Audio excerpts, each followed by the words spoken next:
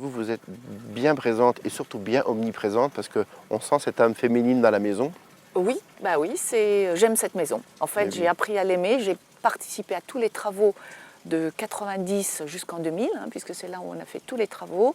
J'ai participé à la pose de telle pierre, de telle boiserie, de tel décor. Donc c'est aussi moi cette maison, bien sûr. Et donc j'y suis fortement attachée. Et jamais je ne supporterai que le nom de l'oiseau soit enlevé de cette façade. Ça, je me dois ça à Bernard. Oui. Et puis vous le devez un peu à vous aussi, parce que vous en avez besoin, vous en avez envie. Oui, parce que j'aime cette maison, j'aime mes clients aussi, il y a cet aspect clientèle. J'ai parlé à beaucoup de femmes, de chefs et autres, et c'est vrai que ce contact avec la clientèle, ça nous booste, ça nous donne une énergie, c'est très important. C'est addictif. Oui, exactement. Et de vendre du bonheur, c'est de donner. Quand je dis vendre, ça veut dire que dans notre métier, nous donnons du bonheur aux clients.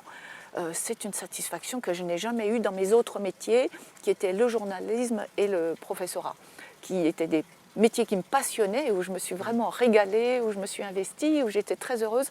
Mais ça, c'est encore une autre dimension. Pas nécessairement autant de retour. Non, c'est une autre dimension. Parce que là, on touche à l'affect des gens.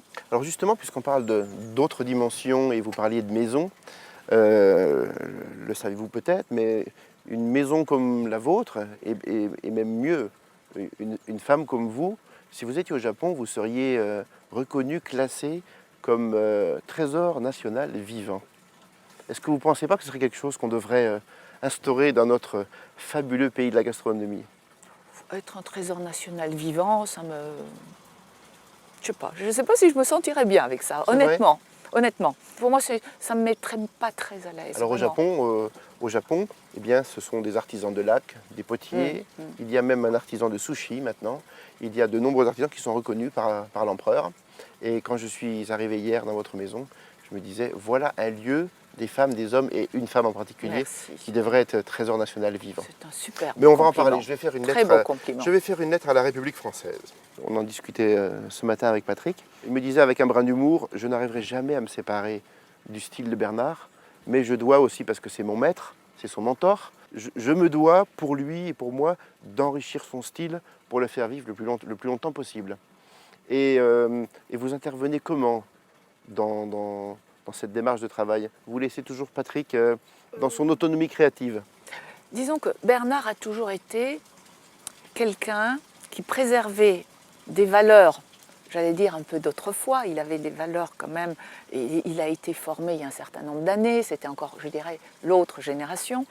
Donc il a toujours un certain nombre de valeurs très fortes, mais il était aussi innovant. Il avait ces deux côtés, être le gardien de valeurs, mais aussi de bousculer, d'être une locomotive. À la fois un homme très contemporain, mais bien ancré dans ses valeurs. Voilà, exactement. Et donc, nous devons continuer cela. Bernard aurait aussi évolué en 10 ans. On n'aurait pas la même cuisine que ce qu'il avait fait quand il était encore là.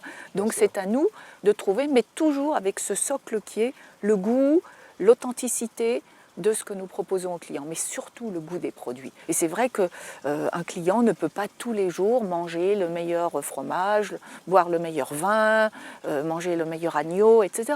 Donc c'est dans nos maisons, nous sommes comme la haute couture, nous sommes les références, nous sommes le fait main, et c'est chez nous qu'on doit retrouver cette authenticité des goûts. Après, il y a bien sûr des associations intéressantes, intelligentes, surprenantes, mais il faut que le plaisir du palais.